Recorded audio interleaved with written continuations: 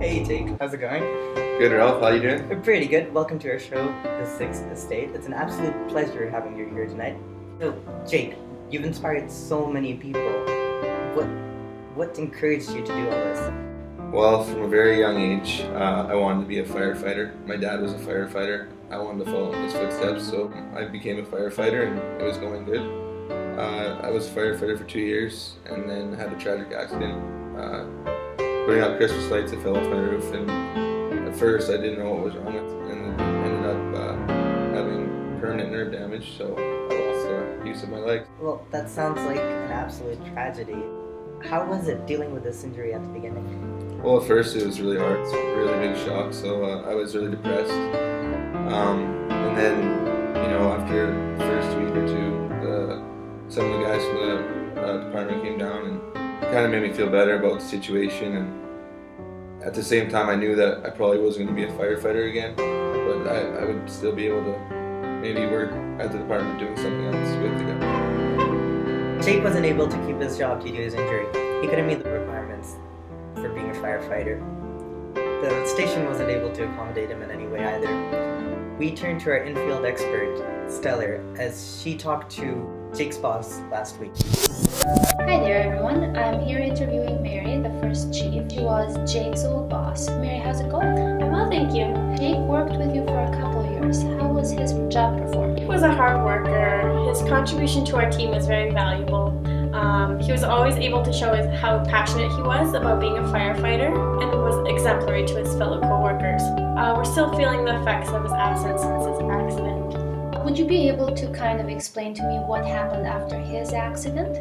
Yeah, sure. So after the accident, we thought that we could accommodate him, but unfortunately, due to the bona fide occupational requirements, this was not a possibility. When being a firefighter, there are physical requirements that must be met in order to complete the job. So given that Jake has lost his ability of his legs, he no longer meets those requirements for the position as a firefighter. Can you elaborate on what a bona fide requirement is? Yes, of course. So we need to prove on a balance of possibilities the following 3 requirements in respect to a bona fide occupational standard. So firstly, we need to show how the standard was adopted for a purpose that is rationally connected to the job performance. In this case, Jake was physically unable to perform his job. So secondly, it was adopted in an honest and good faith belief that the standard is necessary. So Jake's work was very much appreciated in our department. However, we didn't adopt the standard on bad faith and was a reaction to his accident, not for other reasons. So lastly, the standard was actually necessary to the job and the employee could not be accommodated to the point of undue hardship. We were unable to accommodate him in the position as it requires that a firefighter uses their mobility to perform the job. For Jake's case, all 3 requirements of the bona fide occupational standard were met, resulting in a non-discriminatory practice on our behalf. I see. Why couldn't you just give him a different position in the department? We definitely looked into that possibility of accommodating Jake into our internal communications department, where it doesn't require lower physical ability. But we found that to accommodate Jake would have led to a point of undue hardship. We would have had to unfairly let go of another employee, and the costs are exponential. Also, we contacted the Disability-Related Employment Supports Program through Alberta Health Services, and we were told that the cost to modify the workplace for Jake exceeded their maximum amount of cost share, which is at $10,000. So since the accommodations were so expensive, it was not feasible for us at this time. Are there any actions being taken by your department to better accommodate people with disabilities? The process has started, but we have yet to find any alternatives to funding to support people in our department. It sounds like steps are being taken to better accommodate people with disabilities, which contributes to their overall integration in the workforce. I just wanted to thank you for your time today, and hopefully we'll follow up with you in the near future on the changes that will take effect. Jake, given that you lost your dream job of being a firefighter, did you know what you were going to do next? No, I didn't. I wanted to help people. Being a firefighter was the job, was helping people. But bills started piling up, medical bills, things like that. And although I was getting help from the government, it wasn't enough. I needed to find something quick and maybe not involving people, but just something to pay the bills. Jake isn't the only one that has had problem with keeping their old standard of living after an injury like this. In fact, the government does try helping through different benefits such as the AGE program. So we had our financial expert, Shawnee Saturday, talk to an AGE expert last week. Here's how the interview went. Jonathan here with Dave. Dave is a representative from AGE. Tell us, Dave, what is AGE? Well, Jonathan, AGE stands for Assured Income for the Severely Handicapped. And basically, AGE is a disability service in Alberta, and its role is to financially support individuals who have disabilities who would otherwise have limited or unstable income. So, who is eligible for AGE? So, in order to be eligible for AGE, an individual must, first of all, have a disability that is conflicting with their ability to earn a living. And this disability must also be permanent and untreatable. So when applying for AGE, an applicant also has to apply for any other benefits, and this may include employment insurance or whatnot. Okay. So earlier today, you and I talked about Jake, and we discussed his situation. Is he eligible to receive AGE? Unfortunately, Jake wouldn't be or isn't eligible for AGE. And why is that? Well, AGE only covers specific applicants, so Jake can still work or apply to work for a career that does not require physical movement or the use of his legs. Okay. Do you think this is fair? Well, AGE is very expensive. It costs around $60,000 per applicant per year, and it just isn't feasible. So AGE has to be very selective with its applicants and those that it considers severely handicapped. Severely handicapped seems like a very relative term.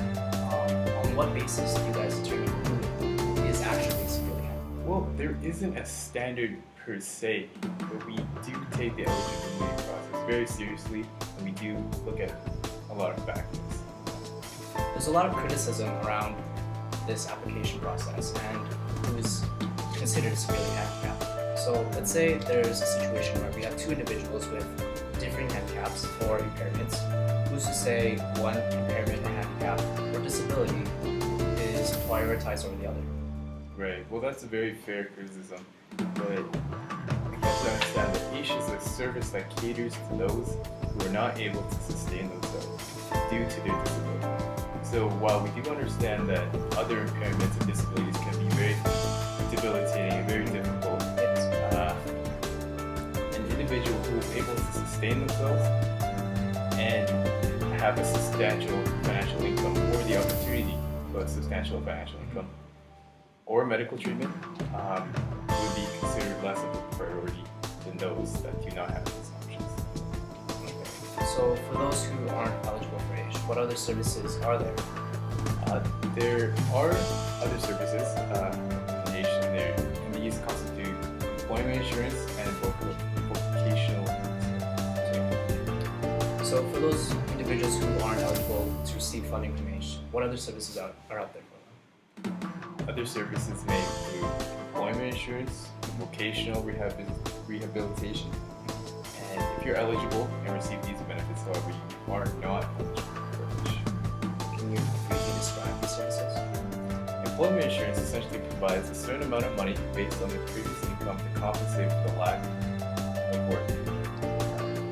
Basically, the requirements are that the individual must have worked a minimum of 5 years and has been without work and without pay for at least 7 consecutive days in the last 52 weeks. And they must also not be the reason or at fault for their unemployment. Vocational rehabilitation is a service that assists in retaining previous skill sets in employment areas. Well, thank you for taking the time out to speak with us today, Dave. Thank you for having me, John. I understand that financial issues were hard to deal with, but was there anything else on a personal level that you had trouble coping with in regards to your injury? Yeah, there was a few things. Like being on a basketball team was one thing. Obviously playing in a different league, I had to be in a wheelchair. It was tough to find new people, new friends, I guess. Obviously, I had my same friends, but activities I'd have to find different friends because they're different. And things also like if I wanted to buy a new vehicle, I'd have to get brakes installed for my hands. Like I couldn't use my legs anymore. Obviously, public transit's there, but everyone wants their own vehicle, so it was just more expensive than that. I hate to say the obvious, but that sounds like a terrible feeling. It was a terrible feeling. What made it worse is the way people treated me. Made me feel like I wasn't normal, which was really hard. But it was a driving factor for me to try and make change and working for the government and creating equality for all. Adam made it possible, giving me the opportunity, and he accommodated me, and I guess I wanted people to have the same feeling that I did, that people will accommodate for you, and it makes it easier on a person like me. Like Jake, many people have trouble coping with their injury. Accessibility is a major issue when it comes to integrating people with disabilities back into society. Adam, Jake's new boss, is an advocate for people with disabilities. He's currently trying to make things more accessible for them. Now, last week we had our in-field expert, Stellar, talk to Adam. Here's how that went. I'm here interviewing Adam. Adam is Jake's new boss. How's it going? Great, glad to be here. What do you do for the city of Calgary? I work on accessibility projects and Jake is part of my staff. Okay. And what is Jake's current position? He manages projects in the accessibility office. He's been doing that for approximately a year. What is his performance? His performance is exemplary because he better understands accessibility issues as they affect him directly. He uses this to his advantage, and it gives him insight into his projects, which he pursues with passion. What would be an example of projects that you're working on right now? We are currently working on recreational and cultural centers. We have found that the lack of accessible leisure contributes to social exclusion of people with disabilities. So, we are trying to reverse that by making leisure options more accessible. This includes parks within the city of Calgary, leisure and fitness centers also within the city. Also, we work closely with Calgary Transit to ensure that their transportation units are wheelchair accessible. This includes a new Calgary Transit West train line out to the western limit of the city. You mentioned some projects pertaining to leisure. What are those projects with disabled? Well, a project I'm fond of is the province of Alberta's efforts to make their provincial parks more accessible to people with disabilities such as wheelchair disabled. Throughout the province, this includes accommodations, both campgrounds and lodges, and also visitor centers. You spoke about public transit, and I was curious, what are the options for disabled people who wish to drive their own vehicles? In the case of people who have lost the use of their legs, the automotive industry offers larger vehicles to facilitate accessibility. And there are specialists who modify these vehicles, including wheelchair lifts and hand pedals, as opposed to foot pedals. So these modifications are done after the car is purchased? Unfortunately, yes. It is difficult to find a new vehicle that has been previously modified, and often disabled people will bring in a new vehicle to be modified specifically for their needs. And so these modifications are paid by... There are some government programs that give financial assistance for this kind of modifications. However, it is not complete, and the owner will still need to pay a portion of the price.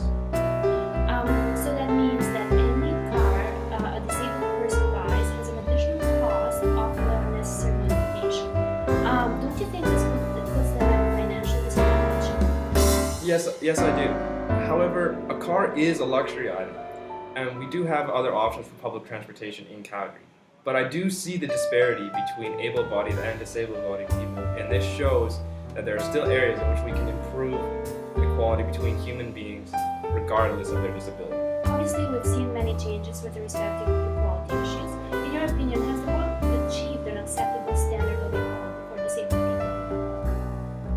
You know, humanity always tries to improve itself. When we find something about ourselves or about our world, we try to improve it and to understand it better. And I think we, as a society, became aware of the disparity between able-bodied and disabled-bodied people when we found another thing that we can work towards improving. We've made vast improvements of equality between these two groups, and there is still a long way to go, but I believe we will continue to push for true substantive equality.